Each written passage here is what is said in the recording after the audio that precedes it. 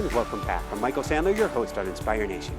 If you've ever struggled with knowing what you want to get done, but have no idea how to do so, then do we have the Well-Designed Life show for you. Today I'll be talking with Dr. Kyra Bobinet, CEO of the design firm engagedIn, the recipient of the Harvard T.H. Chan School of Public Health Innovator Award, and the author of a brilliant new book on creating lasting change, The Well-Designed Life.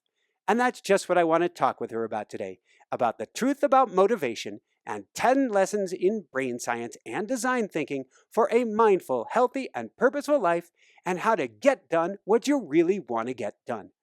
That, plus we'll talk about mozzarella cheese balls, jeans, dads, gotcha, and hoodie sweatshirts, Dr. Fog and strawberries, back blubber and cookie experiments, morning bird journaling, the dangers of tweeting and tracking, competitive meditating, the joy of rat tickling, and what in the world moms and mini bags of microwave popcorn have to do with anything. So welcome to the show, Kyra. Are you ready to shine? Yes, let's do it. Woohoo! All right, before we dive right into things, did your dad raise you to be tough? Yes. So tough, so much the suck it up culture of my father. And, you know, he grew up he's a baby boomer, and he grew up in a very tough farm-like environment, and his dad was tough, and it was just a tough life. Iowa gets cold in the winter, and there's a lot to do. And so you got to really suck it up. You can't have any time for your feelings. So, and did you then push through everything and try to grind through on pure motivation and grit? Oh, absolutely. I was the worst. I was a workaholic. I remember, always being afraid to be lazy, because that was the worst insult that you could have in my family. And I remember one time my best friend from high school was like, "You're the least lazy person I know. Why do you think you're so lazy?" And I said, "Well, just because it was conditioning, to make me think that." But I was so driven and so passionate about everything. I worked myself into a frenzy. Even in college, I remember, my senior year in college, getting so tired that I was just sitting on my bed, just kind of like catatonic, because I had worked myself so hard that I could no longer move. How did you start to, because you've got a big heart and your heart seems cracked wide open. How did that start to change? I mean, you talk about sections of the book, and we'll get there in a bit, empathy and compassion, but how did you start to crank this up? Yeah, I think when I was at my peak of being closed off to my heart was when I started at UCSF Medical School, the first semester. And I was heavy into research. I was killing baby mice, which really was kind of a breach of my, inner values, right? And I was just kind of numb to it all. I was just like, do it, just do it. This is what it takes to be a good scientist. This is what it takes to be a good doctor. I was into surgeries and all those things. And, what happened was the first Martin Luther King weekend of my first year, I was the president of my class. I had all the external accolades you could ever want. And I had a spiritual experience, basically. And it woke me up. And the next day I woke up and I realized, oh my gosh, I'm not going to be a practicing physician. What am I going to be now? I don't have anything. I don't have an identity. And that's really what started the journey of my heart. Would you mind sharing, our audience is well down the rabbit hole, would you mind sharing what happened that evening? Yeah, absolutely. So I had gotten married a couple months before medical school. So my husband and I had been together for 6 months. And as the president of my class, I planned a very sort of whiz-bang ski trip to Tahoe for them. And so it was 40 people, and, it was pretty crazy, and, all kinds of stuff were going on. But my husband got strep throat. And so we had to leave on Sunday night instead of Monday, which was the plan. And so we drive back to San Francisco. We go into our teeny tiny little old, 1960s married student housing apartment. He goes and crashes in the bedroom. And I just simply wanted to go get a glass of water. So I go to the kitchen, I flip on the lights, and the whole kitchen was moving. It was covered in ants. It was completely animated in ants. And, I was so grossed out by this for some reason. I felt invaded, and I started to sweep them up gently. And then I started to get more violent because they were coming at me at a pace that I couldn't keep up with. And for 3 hours, I battled these ants with more and more brutality to the point where at the end I threw out all of my wedding gifts, like pizza stones and things, dishes and things like that, in a craze. And I kind of just snapped. And contrast that to when I was a kid. I was the kid that if I accidentally stepped on an ant, I would set up a little acorn for them, and try to heal them. And so I was very compassionate, even to the smallest creatures as a child, which was my nature. I think it's everybody's nature. But I think that the sort of breach of that, I go back to bed and it's 3 a.m, and that's spirit hour anyway. And I decide, hey, you know what? I haven't written a poem since I got to California from Washington, D.C. I'll just write something. And so I wrote it down, and it was this poem about like how I'm just kind of going through all these motions and I'm living this life and I'm having all this worldly success. But meanwhile, creators like watching me and wondering, when am I going to wake up and when am I going to sort of turn into listening? And then I just started hearing things. I just started hearing a voice that didn't seem to be my own, and not like a voice like you're saying, but just 8 words. And so out of curiosity, I started writing them down. And actually, it turned out to be a very long monologue from spirit on sort of the direction of my life. Wow, wow, wow, wow, wow. It's Yeah. one of the things that we teach, and it's what steered our life, is a process we call automatic writing, which is helping people to get out of their own voice and start to tap into this. It sounds like an incredibly profound experience, and it sounds like, unlike many people, you listened. It was hard.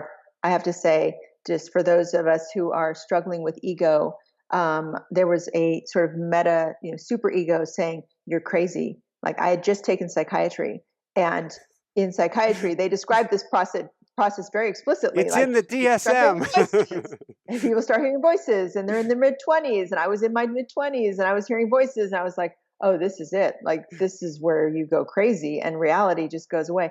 But what was so compelling to me was that there was just such a feeling of incredible love, and more importantly, wisdom. It was like talking to the wisest person you had ever met, and having an opportunity to drink from that wisdom instead of going about it the way I had been going about it, which is my own thoughts and my own sort of ego-driven desires and my own plan. It just seemed so superficial and trite compared to the wisdom that I had access to. And that's what hooked me. It was like, if I don't want to lose contact with that. I never want to be alone without that again. Because once you reunite with that feeling, that spirit, it's a non-choice. You have to follow it. I'm starting to cry here, and those use me mean tears of truth, that you've hit on a resonant frequency. Yeah. So as you hit full stop, what was the next step, or how did you end up running into Dr. BJ Fogg? Oh, many, many decades later. So, my gift, I think, or the gift that has been cultivated since that first awakening moment, is being able to imagine something and then manifesting it. So I had met him, I had researched things on behavior change, ran across him on the internet, then later on brought him to Aetna, where I was the medical director for innovation. And, people were listening to him, but they didn't quite get it because he's just more cutting edge than where they were at the time. And then I just had this dream of, I want to work with him. I want to be in his lab, and I would love to do that. But I was a single mom, and I had a big mortgage, and I had a corporate job, and I didn't, know how I was going to get there, right? And so, eventually I was, kind of pushed out of the last executive job that I had as the organization made changes. And that gave me the latitude. And the first email that I got when I got that news after that was from BJ saying, come work with me in my lab. And he saved my life. Like he brought me into where I should be, which is using what I do right now, brain science and design thinking together for behavior change. Those people that you're just indebted to forever. He's one of those for me. So I've got to ask, you were on path. I believe we always are always on path. It's just we get directed if we listen, and you can have it the easy way or the hard way. That's so true. But you say he saved your life. What do you mean by that? Meaning that I think I had again walked away for the purposes of trying to provide for my children, trying to be stable, trying to be somebody. I had subtly, in a little way, kind of gone to sleep, and coming back to him and his work was a reawakening for me of what my purpose was, and having the courage and the boldness to follow that no matter what, because as a single mother, I just had this attachment to taking care of my babies. I wanted to make sure I was responsible to that. And I think a lot of people are drawn in, even subtly so, to things that are not the exact thing they want to do because of, these obligations to their children. And the exact thing, as I'm guessing it was for you, but I think you had this inner knowing, the exact thing is the unknown, is scarier, is on some level, not on a spiritual level. On a spiritual level, it's riskier to stay on the couch. But from a Sure. dollars and cents, maybe it's riskier to step forward into who you're meant to be. Yeah, it's perceived risk because you can't see how it's going to come together. You don't know how how the bills are going to get paid, and there are some scary stories out there of people who even take risks and they seem to really devastate themselves because they didn't do wise choices. So there's really a discernment there that we have to deploy in those moments. So what did you Yeah. start learning for him, or what was the light bulb that went off? I had already been consuming a lot of neuroscience papers and behavior change papers. I mean, he was just part of my continuum. But the thing I love about the way that his mind works is he's all about simplicity. And he's kind of my simplicity teacher because everything else is so complex. My medical education, super complex, public health, super complex, everything else that I was taught to do or think was more, done. And he was able to break it down into like a pith instruction. And I've always been using that as a North Star ever since. Beautiful. Speaking of North Stars, who is Dr. Larry Chu? Oh, Larry Chu is, I think I say my brother from another mother, right? So Yes, you do. he's the only person I say that about, by the way. He is a dear heart sent to this earth to help, shed compassion into the medical process and to medicine, and to acknowledge people who have very significant illness and stories who really are hidden heroes, And so he used his organization at Stanford, Medicine X, and his lab to really feature people that are, otherwise not seen in the healthcare industry and in the world. And these are some of the most brave people and some of the most amazing people that you'll ever meet. And they're leaders to people that have illnesses like theirs, whether it is chronic pain and severe arthritis or cancer or whatnot, rare diseases. These are the leaders of the world. And he's just amazing at finding those people, uplifting them, always coming from his heart, always being, open-hearted and vulnerable, which is a hard thing to do at a very cutthroat, rigorous place like Stanford. You can imagine. Thank you. So from there, the last thing, and then we're diving straight into your book, speaking about open-hearted and risk and putting yourself out there. How did you start working with incarcerated youth? That was the first task. When I had my awakening moment, the first calling was go work with those youth, go work with those crazy women from your class who are volunteering in juvenile hall, who I judged so severely. And I was like, you've got to be kidding me. Like, I'm leaving. I had lofty ideas. I was like, oh, I'm not going to be a surgeon. I'm going to be something else really big and really great. And in fact, I got the opposite assignment. I got go to the lowest place where humans are thrown away and serve there, and have no recognition, have no visibility, have be completely hidden, and be actually, most people thought that I'd failed out of medicine because I was working with these youth because they're not important, so you're not important, so it kind of rubs off on you. I cherish every moment of what those young people taught me and what they mirrored back to me. Every time my ego would show up, they would shut down, and it was a feedback loop of precise sensitivity. So I could very carefully, better than any meditation, I've been meditating for 20 years, better than any meditation, I could see when I rose up because it was very obvious They were so sensitive to ego. They're very good at seeing ego because their life depends on seeing ego. Wow. Yeah. This is not a fair comparison, but we have several rescued feral kitty cats. And I know they have been my greatest teacher in my energy levels, because if Yes. my energy isn't spot on, they're out of here. Yep. That's right. That's right. My horse is my trainer right now in that same way. Just interspecies or cross cultural. In this case, it was not the same gender. These were young boys. These were African American, primarily boys from a city urban environment, who were gang members. And I never did any of those things. I was a squeaky clean, Native American, white mixed. Grew up in a rural on a horse, bareback. Didn't curse. Grew up very much in church. Like, we just didn't have anything in common. So being trained to transcend that, like the kitties that you're talking about, is the divine teacher. It's the divine teacher. Awesome. All right, let's dive into some change here. This is going to be Let's fun. do it. Yeah, absolutely. What is iterative change? So iteration, I want this word to spread around the world because it is the perfect word. So we know it from different versions of our iPhone, or software is the most common, version 1.0, 2.0, 3.0, those kinds of things. I think we're on iPhone 10 at this recording. And we understand that, but we don't understand it when it comes to our own behavior change. And in my research with people, what I've found is that to a person, anybody who succeeds in any domain of their behavior change that they do themselves, it is using this iterative mindset. And what that means is that they're focused on the process, not a goal, on the process.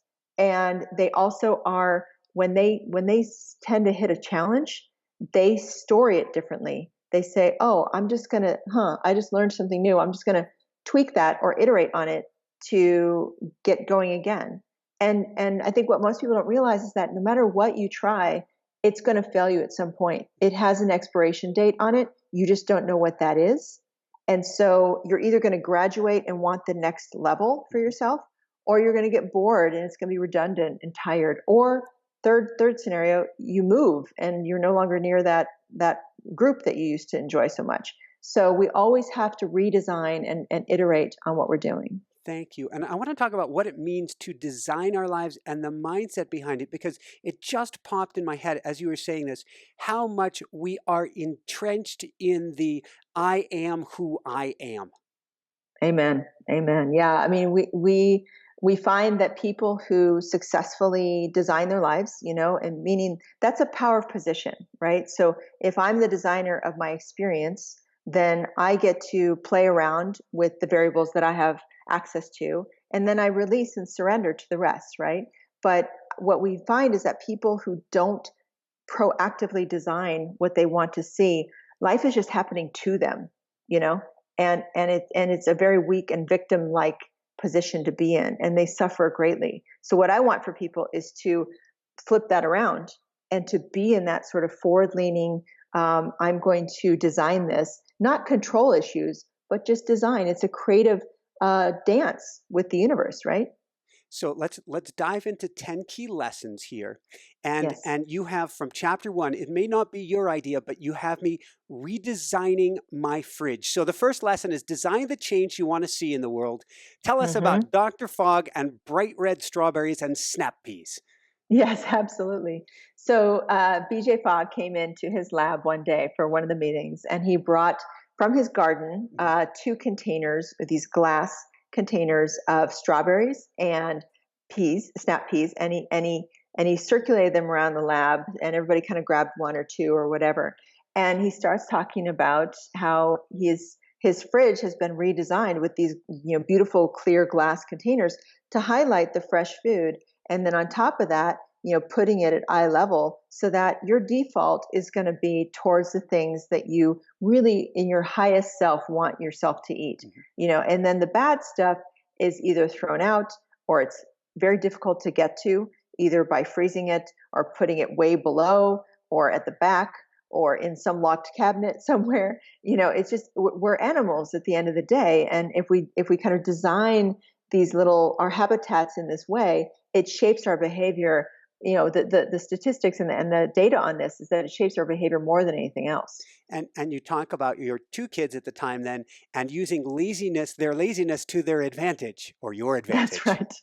That's right. So, they were swimming in a world of birthday parties almost every day, it seemed, because they had a big school and they had sugar and candy and cupcakes and cake itself coming home almost every day. And so I had to do something as a mother because I actually saw them starting to get a little chubby. And I didn't want them to have to be unhealthy more so than the body image thing. It was what it represented, which was very high carbs, lots of sugar. So I basically stayed up one night, almost all night, and I completely redesigned our fridge. And they kind of noticed it a little bit and balked at it a little bit, but it really shaped their behavior tremendously from that point forward. Beautiful. Let's go from there. Let's talk about a part of the brain, and I geek out on this stuff, but I haven't been familiar with this, the habenula and elephants. Yes, the habenula. So this was actually when I started writing the book, I knew what I wanted to say in chapter 1, but this was the most amazing, like breathtaking finding that I had ever, as a neuroscientist found, which is that the habenula, which is this teeny tiny area of what's called the thalamus, in our frontal cortex, and it basically has our midbrain. It actually has two functions. One is to count failure or to register failure. And then the second one is to control our motivation to try again. And so its original intention, I think, is to keep us from touching the stove over and over again with not learning from that experience. But unfortunately, when it comes to changing our behavior, losing weight, trying to work out more, trying not to yell at our kids, whatever the case may be, it actually works against us. And it makes us believe, unfortunately, that we failed and we shouldn't try again. And that's really what I want both of us to message to the world, that we don't have to be like this. And the perfect example are baby elephants, in areas where they're trained for recreational purposes or domesticated. A large elephant would never be tamed, right? But if you take a baby and you tie it to a little stake, you can train it to be an adult because its habenula learned from the baby time that it couldn't pull up the stake. But, even when it's adult size and can pull up the stake, it doesn't realize it anymore. Yeah. So thank you. And another key point along the same lines is you say, and this is so important for our audience to hear, don't expect to succeed, expect to tinker. Yes, that's that iteration, so I want people to tinker, tweak, adjust, make it your own, modify relentlessly and unapologetically. And that's the way out. And that's the way to mimic all successful people, no matter what they're trying to do. Beautiful. So let's go from there. Yeah. Lesson number 2, compassion is king and queen. Tell us about sitting under a hummingbird nest. Yes. So I hated myself for a very long time. I didn't know I hated myself, but it was pointed out to me. And I think a lot of us have self-loathing that just kind of sits at the back, in the subconscious. And one time I had a confrontation where a friend reflected this back in a painful way. And it really made me think. And so the next day I went on this walk and I went to this nature center near my house, which was in the suburbs. And I was walking through the forest and I'm very observant. And so all of a sudden I see right in front of my eyes this tiny hummingbird nest. And if you've never seen one of these, it's like the size of a quarter. It's so itty bitty and little itty bitty tiny eggs inside the tiny nest. It just made me cry because it was just so cute. It just brought tears to my eyes. So then I just plopped myself down because I was so in awe of this invention, right? And I plopped myself down on the ground and it just occurs to me that I really need to forgive myself in order to love myself. And so I went through every memory from the time I was born that I could remember of things that I had done that were suboptimal or harmful to me or other people. And I just helicoptered above my little self and I forgave myself with each scene and the weird things that you wouldn't think of forgiving yourself for. I'm sorry you were so small you couldn't stand up for yourself. I'm sorry you were too shy that you didn't make that friend. I'm sorry that you were too prideful that you wouldn't admit, you wouldn't apologize. I'm sorry. I forgive you for, not speaking up for yourself, when you were being harassed. whatever the case may be. I just forgave myself at every point, and I felt the power of the history of my weakness reconsolidating and rebuilding within my body. And by the time I stood up from there, I felt more cogent and cohesive as a spirit than I ever had. And so I think that's what happens. We kind of lose our power in little increments over these scenes. And this is the way to kind of retrieve that. Thank you so much. So then tell us about empathy and compassion and the neuroscience behind this. Yeah, so empathy and compassion have two different neural networks. And I didn't know this. I mean, we always think of them as kind of conflating, and also with sympathy. But actually, what happens in the brain is that if I feel empathy for you, it means that I'm in your life, I'm in your shoes, which is, we think, a good thing. With clinicians, with helpers, with caregivers, people who are taking care of other people, that is a dangerous burnout path. That is the mechanism by which our own health declines, our own sense of victimization comes, because we are not in a helper's mindset. We are in the victim or the patient or the needful mindset, right? So the better thing to do, and this is, Jim Doty's work at Stanford is very powerful for this, as well as Richie Davidson, who did this study, is the compassion network, and the subtle difference is that not only do I understand what you're going through, but I form and hold on to the intention to assist you.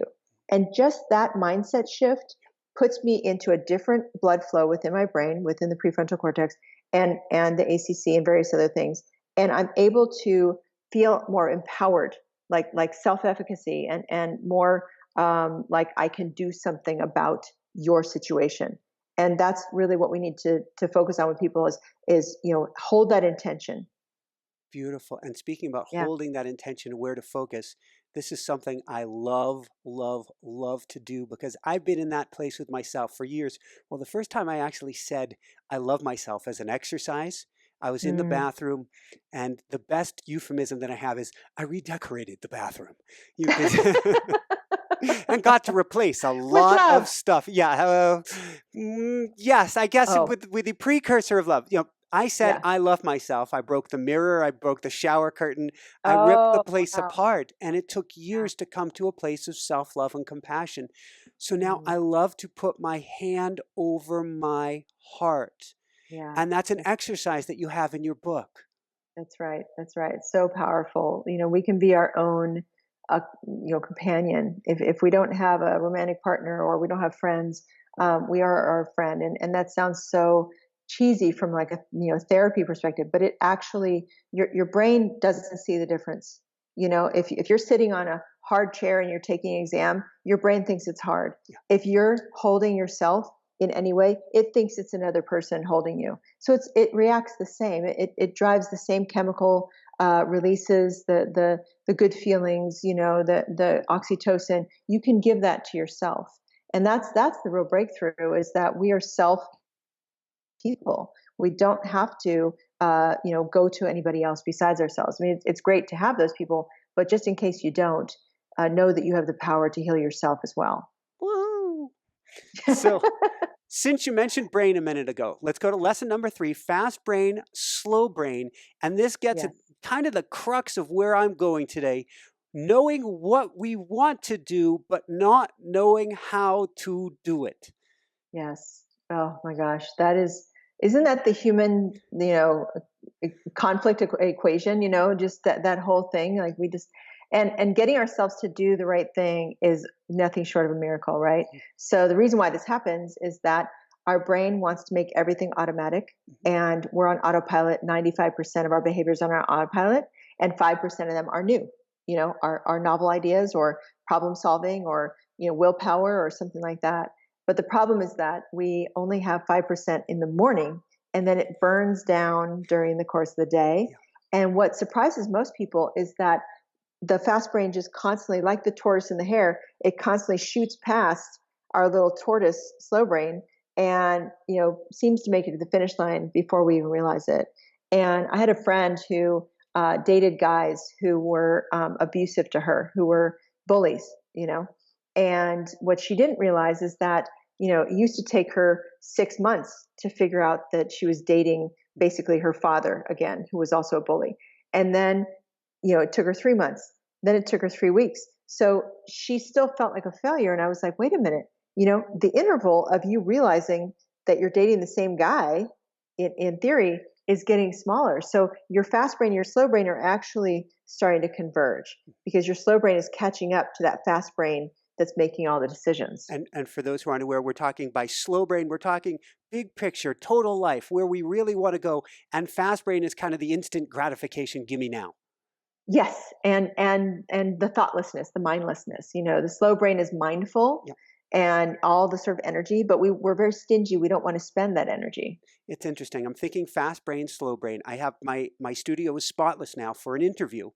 But beforehand, I'm rushing to get done. I want to eat a book, so to speak. My clothes go on the chair. This goes there. That goes there. Yeah. The other thing goes the other place. That's the fast brain. But Sure.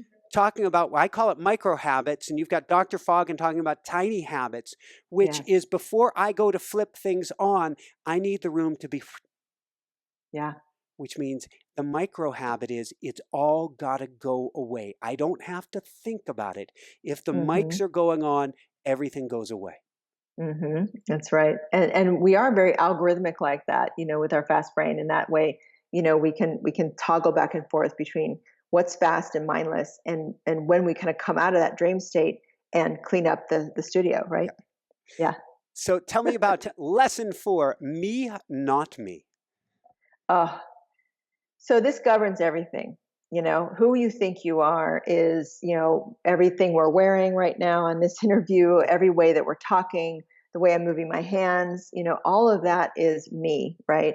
And what we do to ourselves is that in behavior change, we throw ourselves into a state of not me. It's not familiar, it's freaky, it's uncomfortable. The longer let's take eating. If you dramatically change your diet tomorrow, you're going to feel really not like yourself within a very short amount of time. And that's not just biochemical. It's your brain saying something's different. Oh my God, get back to the normal. And we actually have even a set point metabolically that represents our strong need to touch ground and to feel like that's me. Okay, I'm here. And it's really just about this uncomfortability or this discomfort with groundlessness. And since you used the term thank you, throw ourselves, and my brain goes, danger, when you say that, we really have to change gradually. In fact, you say, don't trip the wire. Because if we don't do it, my expression is kind, gentle, easy, good. What happens? Yes.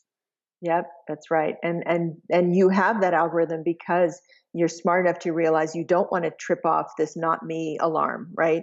So when we don't feel like ourselves, when we something isn't fitting us, we will panic, subconsciously or consciously, to get back to me, to something that's familiar. This is why people go back to abusive partners. This is why people, stay with a career that they don't like. Whatever is lasting too long. This is why we buy products that we don't actually use. All of these things are the filter through which we connect or disconnect from things.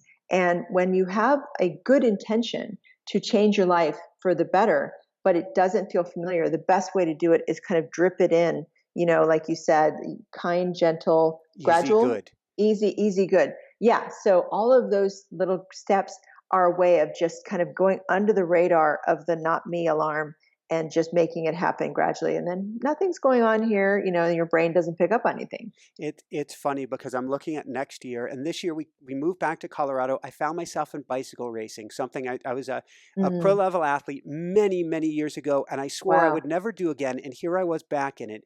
And all season I learned some great lessons, but something felt not right. Part of it, a fear component, something felt not quite right. I have paused my coach this month because I said I want to step back, and I'm watching at what brings me the greatest joy. And you just hit on it, and it'll be interesting to see what happens next year because everything inside of me is saying there are other things that bring you greater joy. But I was saying, is it an addiction? I'm like, no, it doesn't seem like an addiction, but there's a default network, a default going on that's taking me back to what I used to love to do, but it's no longer where I'm at today. It's not you. So how did that feel? Like when you got on the bike, was it awkward? Was it just not the same emotions? It was a different emotional profile. How did you experience that? On my own, by myself, which is how I'd ridden for years, Mm-hmm. tremendous joy of seeing what I can do. As soon as I got with a group, a complete grinding of the gears together, everything feeling completely wrong, which I associated with Mm, fear of getting injured, fear of falling, because I've had serious injuries in the past, not yeah. specifically from that, but no matter what, the joy, like I finished the racing season and I got better each time. And what I challenged myself was, how can I use each race to be an experience of staying in heart coherence, of staying in my open-hearted space? And so I actually Mm-hmm. finished the races with elation, no relation to where I finished relative to others. I'm not trying to beat others. I'm trying to enjoy Right. the experience. But then, Right. like a week after the season ends, I go for a glorious run on this trail. It was phenomenal. A couple weeks later, I go for another run on this trail. It's starting to snow, and I should be really cold, and I've got shorts on. And I said to myself, self, this run right here is more fun than you Oh, wow. had any ride the entire season with the group. What's going on here? Right. Right. And your self-image shifted, Yeah. and that's where, that design failed or is expiring for you, the biking one, or maybe needs to be iterated on in some way. Maybe you need to do it for a different reason or with a different group or, a different type of biking, mountain biking, what I mean? Like Yeah. that's really what we see successful people do is ask themselves these questions and then don't blame themselves for the biking not feeling enjoyable anymore. For myself, what it means is I got to go to the buffet. And so that means step back from saying it's all sushi or it's all this or it's all that. Yeah. And I Yeah. need to go So, back to, is it snowshoeing? I love skating. And is it going to skiing this winter? Is it just getting back to mm, running hills? Experience all of them and variety. drop the attachment to how I define myself. Oh, that's lovely. That's lovely. So you're expanding into variety at this point. That's what your self-image is Yeah. I need variety, right? And well, Oh, seeing that's beautiful. it will both be variety and then seeing if there's one thing what you want to focus on, where is your heart Yeah. really at? And so that actually takes us to lesson 5. Finally, Yes. the truth about motivation. What can you tell us Yes. here? Hallelujah. Woohoo! This was a hard fought chapter. I locked myself in a Big Sur cabin Yep. for 4 or 5 days to crank this thing out. It was the most difficult chapter of the book, and the reason why is that the science of motivation is so vague, and the mass sort of popped psychology around it is so powerful. So I felt like I needed a framework to really undo some of that, mythology, and to really show people how to use, both motivation and emotion to drive their behavior. So basically, what I found in the literature is that there's two different neural networks that carry intrinsic Mhm. versus extrinsic motivation.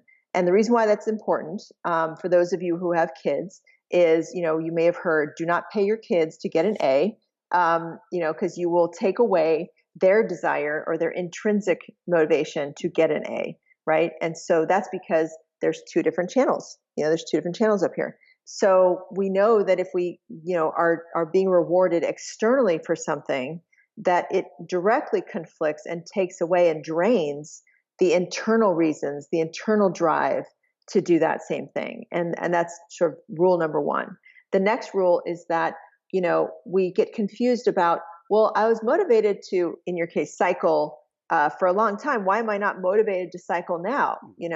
And what we don't realize is that motivation is either stable or unstable, meaning that it is either core to our being, like survival or our family, or it is fleeting, like a New Year's resolution. It's a nice to have, but it's not always on. And so when these nice to have ones are faced, they collide with our daily lives, they oftentimes get brushed aside.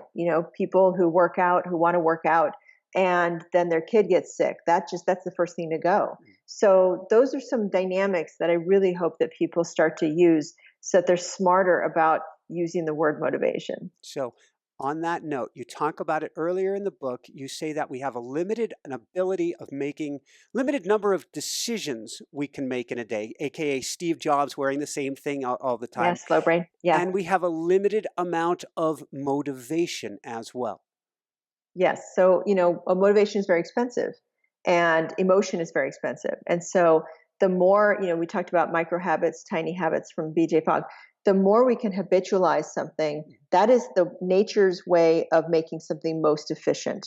And so the more we can mimic and practice new habits and just try to get that rhythm built up, the less we need to burn really expensive fuels like motivation and emotion. If anybody's ever been to like a workshop or an amazing weekend of some kind that's life transforming, these big events, and then they come off and they're like, I'm totally going to change my life. I'm totally going to do it.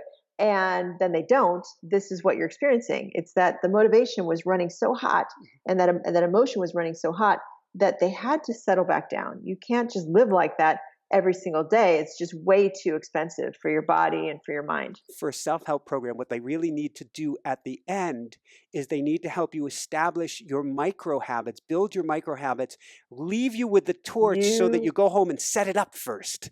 Yes. And I actually came back from a spa retreat last week that had the same fallibility. It was a wonderful experience while you're there, and then you learn so much. And then you come home. Well, the first thing my husband and I did, because we know this, is we say, okay, what's our new morning routine? How are we going to design? And what's the long form and what's the short form? Because we know we run out of time sometimes. So we've been doing it reliably ever since, and we're building on that habit. It's the Thanksgiving address, it's meditation, it's walking the dogs, it's tea, specific order of things. And that's really what I want the world to start doing, is designing these habits. And that, we built an app called Fresh Try that is supposed to help with that too. So, it's very much in line with everything that I'm hoping to offer the world. Awesome. And so on that note, since we're talking about morning routines, we actually have a program on morning routines too, because it's so important. So tell us about when somebody tells you, I don't have the time. Yes. So they're right. Oh, no.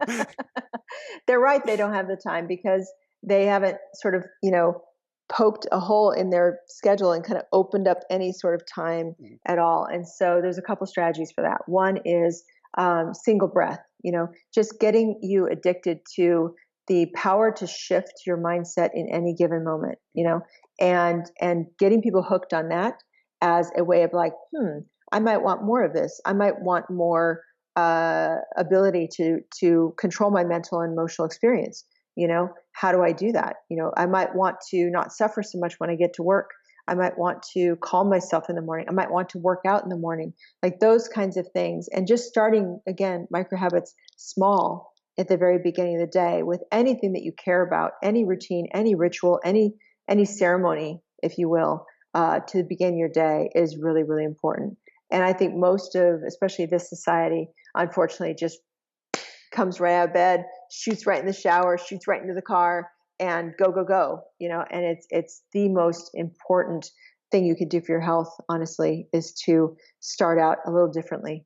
Yeah. And that gives you, I want to say you're riding the day rather than the day is riding you, but you're doing what's important inside first and then outside for yourself before you give away your power to everyone and everything else. Absolutely.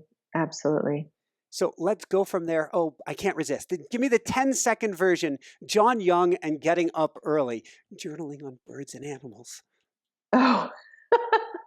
So one of my practices in the past, I was about 29 years old. I went to a training by John Young about bird language. And birds are kind of this mirror to the soul as well. If you walk through a forest, or let's say you're sitting in a forest and you have somebody walk through a forest and they don't see you, you can tell that they're coming for about 2 minutes ahead of time because of how the birds are responding to their Western mind, rumination brain that they're carrying through the forest, because it's so out of sync with how nature is acting and the pace and the sort of being present that all the other animals are being. So the birds to me were a great trainer, and I was very inspired to go out and do that. But I lived in a very congested California lower income suburb with a little tiny house. And so all I had available to me was my front yard. And so I would go out every morning, rain or shine, winter or summer, and I would start at sunup or pre-dawn, and I would sit there quietly with my eyes in kind of a half gaze, Awesome. and just notice all of the bird activity and the sort of cause and effect of different birds coming in and bumping different birds, and hawks coming in and grabbing birds, and cats coming in and wanting birds, and just the whole thing happening around me.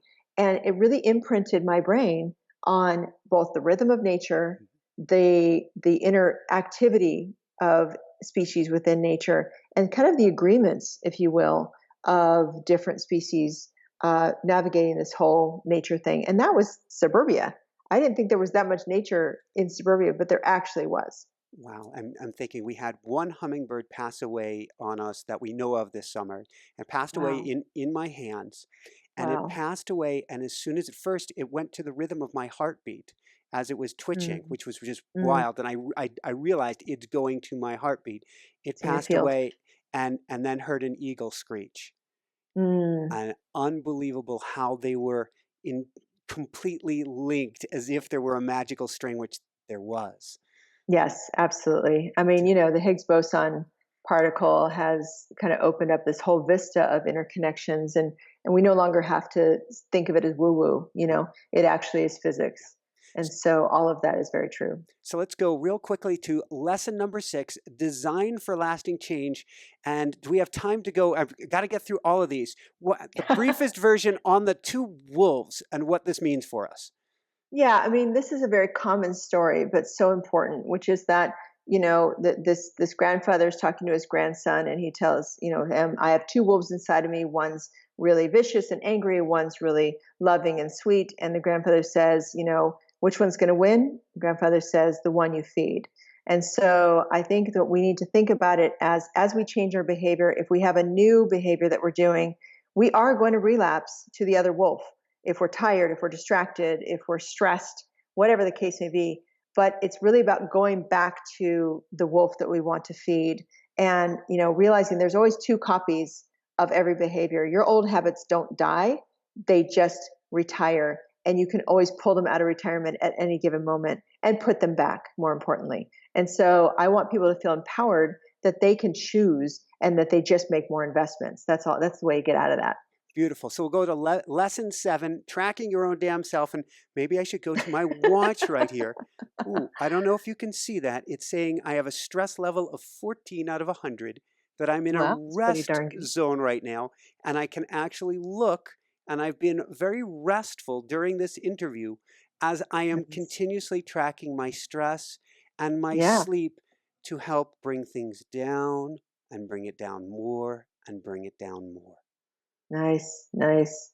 Yeah, I mean, I think that about 5% of us are natural trackers, Mhm. who are really obsessed with data and things like that, and the rest of us just want a ballpark.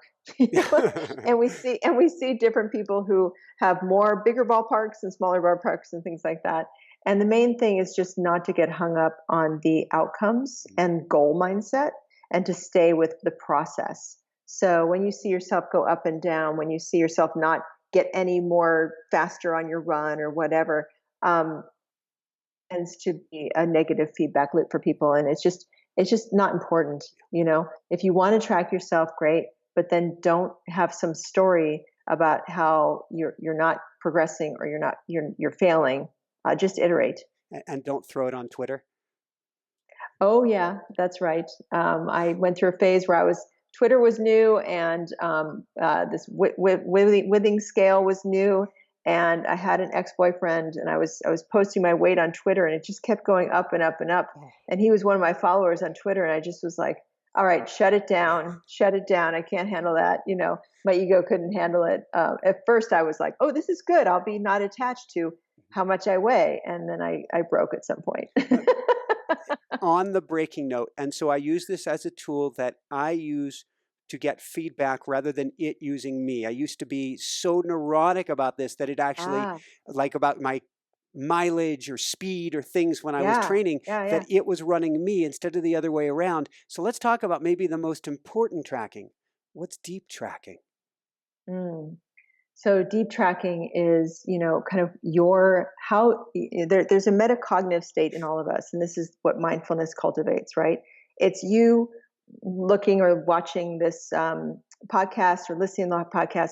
And then there's you watching yourself watch this podcast, right? Yes. So that metacognitive state that we just talked about, we just put everybody in, is the state of the deep tracking. That's the part of you that notices, oh, this is working for me. This is no longer working for me.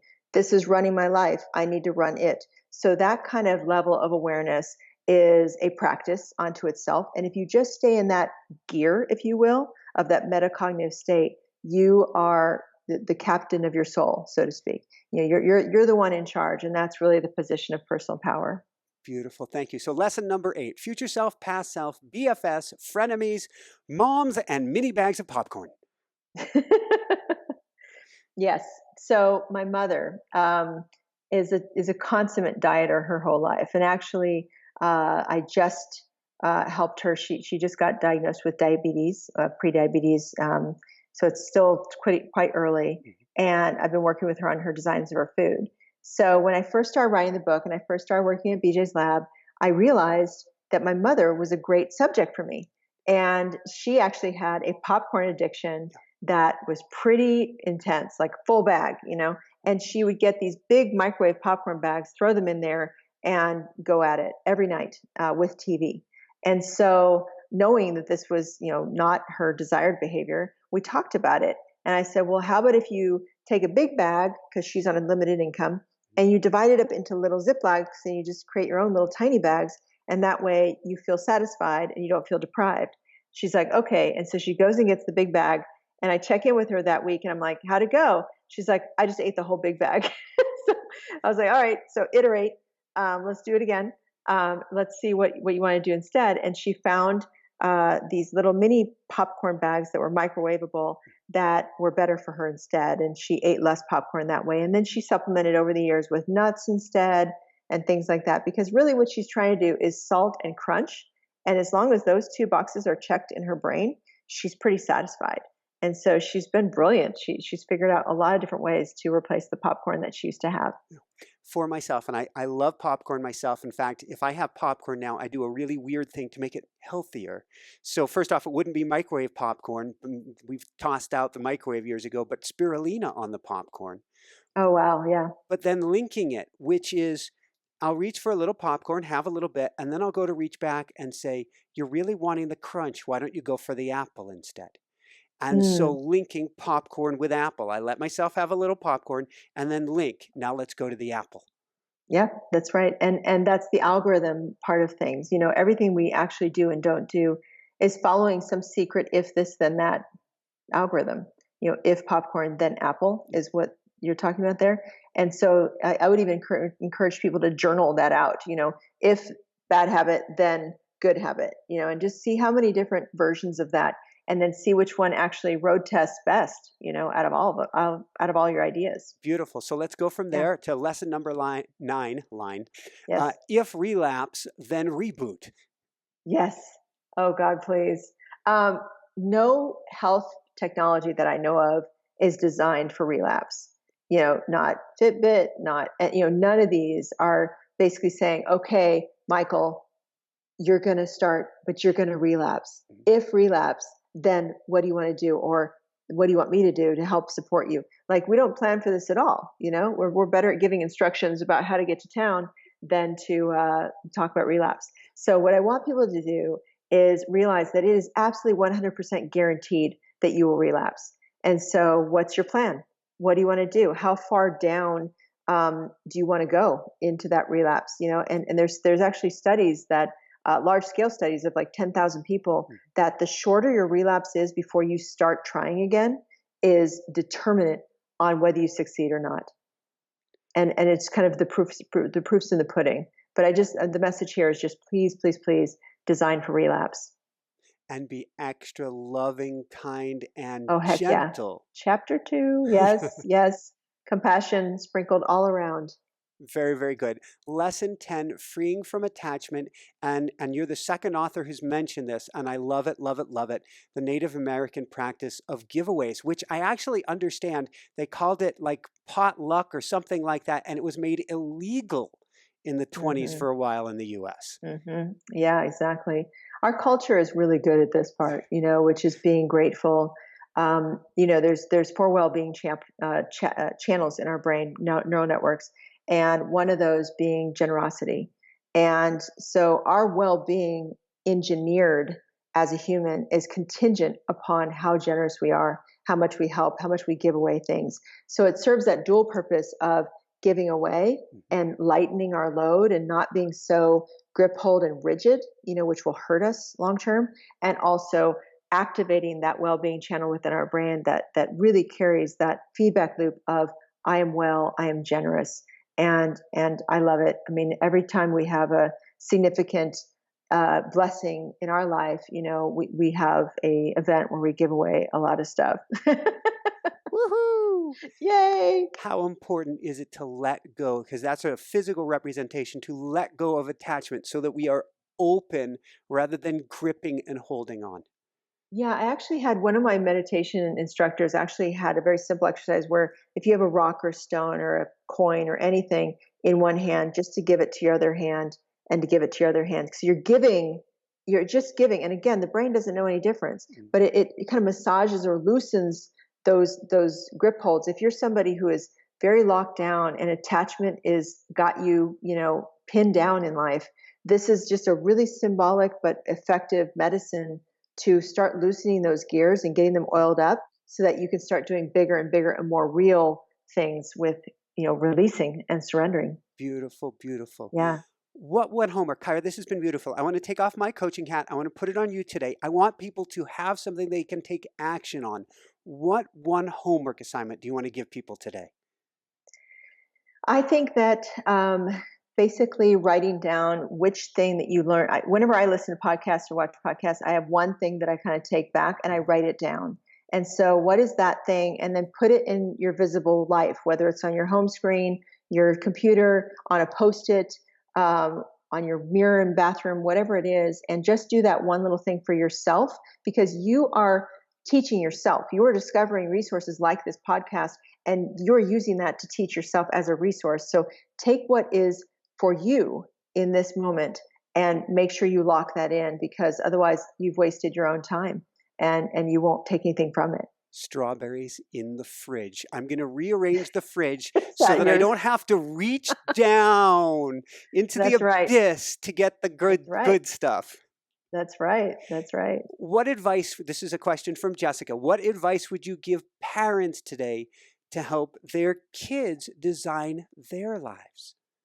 Oh, this is really important. I think that once I started learning about this, I started coaching my kids on, you're not done yet. That's the most toxic thing a kid can believe. It's all over for me at age 12. There's nothing else for me, and that teenagers are really prone to this. Yeah. But, teaching them the mantra of you'll figure it out gets them in that iterative mindset, that design mindset. Carol Dweck. Well, growth mindset for sure. But there's a version of that as well on just pointing to iteration specifically. So growth mindset is, yeah, you're not done, you're not final, But then iterative mindset is that layer on top of like, now what? So what is iterate? Tweak it, Beautiful. Tinker it, play with it. There's no consequences, there's no failure. You'll just experiment with your life, and you're young and capable of doing that. And so they have both iterated the crap out of their lives and they're brilliant at it. And I want every parent to do that with their child because it is so freeing, so empowering, so encouraging of self-love that, you basically have a person raising themselves at that point. Woohoo! Yay! On that note, what personally brings you the greatest happiness or what I call the woohoo factor? Oh, yeah. Yeah. The morning. The morning brings me that. Every morning brings me joy that I'm alive, that I get to see the birds and the trees, and I get to apply myself to this day. Life is such a precious gift, and the morning just one ritual to pause and acknowledge that. Beautiful. Where Yeah. can people go to find your amazing book? I can't recommend it enough. Well-Designed Yeah. Life, to find Well-Designed Life and to find out more. It's on Amazon in both audiobooks for the commuters, Kindle people, as well as I like the paper. I like paperback books personally. There's that form of the tangible, and it's a very fast read because it's very big font. I got a lot of pushback on that, but I wanted it to be an easy read experience. I wanted people to feel like they were just cruising through page turning, and they felt smart, and it was easy for them to get. It's brilliant because it makes it Yeah. a more, I remember fighting for a book for ADD students I made years ago, and I wanted to actually have purple tabs and other stuff, because the more it's easy, the more of a positive experience, the more you get positive association with it. This is Pavlovian Yes. here. The more you're going to Yes. take action on it. Absolutely. Absolutely. Good design, So, as we say around here. yes, great design. What's your URL to send people to? Well, book, there's my personal author site, which is drkyrabobinet.com, but my company is engagedin.com, and you can get, to me through any of those. Excellent. So we got drkyrabobinet.com and engagedin.com. And if you didn't catch that, come on over to inspirenationshow.com. We'll get you over to drkyrabobinet.com and engagedin.com. Before we maybe dive into a really brief meditation, any last words of wisdom you want to share with people, Kyra? Just keep being hungry, keep searching. That is the fuel by which your entire growth pattern is occurring, and mine. And so we all have to keep ourselves hungry and going and seeking. Thank you, thank you, thank you. This has been brilliant, beautiful. We covered a lot of ground in a short time. Do you have time for a very brief meditation? Absolutely. Let's do it. All right. And if you're driving a car, do this later. So my favorite one, coming into the holidays here too. Let's close our eyes and get as comfortable as you would like. And what I want you to do is just picture a person or a being that symbolizes unconditional love sitting across from you. Could be a dog in some cases. Could be a grandmother. Could be a religious figure. And they're smiling at you, just accepting you for all of the beautiful talents, thoughts, struggles, and circumstances that you have gone through. And from their heart center to your heart center, picture a bright, golden white light streaming from them to you.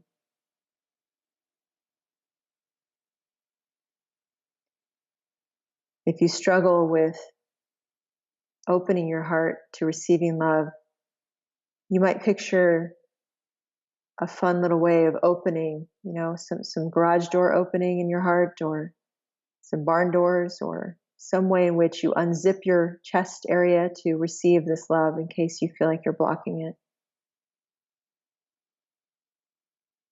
And it's unconditional, so it has no strings attached. It has no demands or requirements of you whatsoever. It's only there to give to you. It's only there to fill you up so that you have energy to fulfill your purpose here.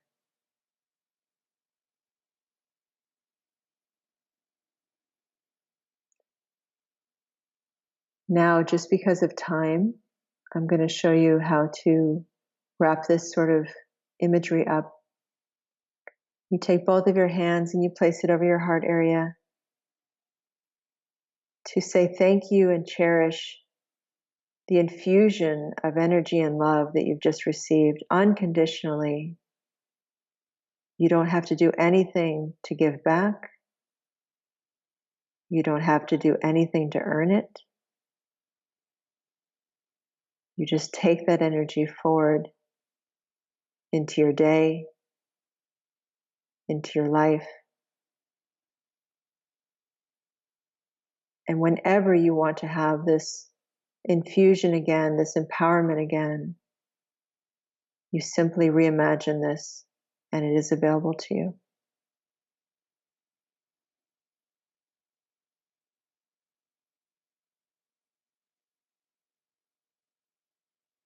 Take one last breath open yourself and release your breath. You can flutter your eyes back open.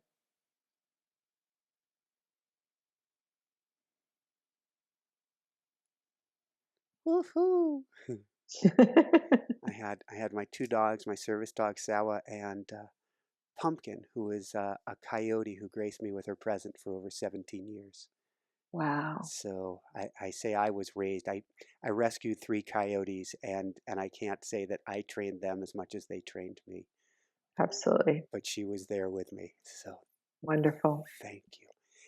Kyra, this has been beautiful. Beautiful, Yes. beautiful, beautiful. Yes. Maybe so. Woohoo! We're here with everyone. So for everyone out there, this is Michael Sandler. Got to crank it back up for the finish. For everyone out there, this is Michael Sandler saying, be well, have fun, get well-designed life, and begin designing your life today and shine bright. Woohoo! Thank you so, so much, Kyra. Thank you. What a delight. What a delight in the middle of a corporate day. You know, I really appreciate your energy and your mission and your heart. Thank you so much. It's such an honor to encounter you. It goes both ways. It so goes both ways. Yeah. Thank you for your work. Thank you, Michael and Jessica. You are awesome. All right. Blessings to you both. Blessings. Okay. Bye-bye. Thanks so much for watching. If you enjoyed it, be sure to like below. Also, leave your comments. Have some real fun with it. Subscribe to our channel where you're going to get more great videos, more interviews coming up. And check out our website, inspirenationshow.com. That's where you'll find tips, blogs, information, videos you won't find anywhere else, and useful and helpful resources to really help you kickstart your life and to shine bright. Thanks so much again. Thank you for your support. Like, comment, subscribe. See the website. Thanks so much and have fun. Of course, shine bright. Woohoo!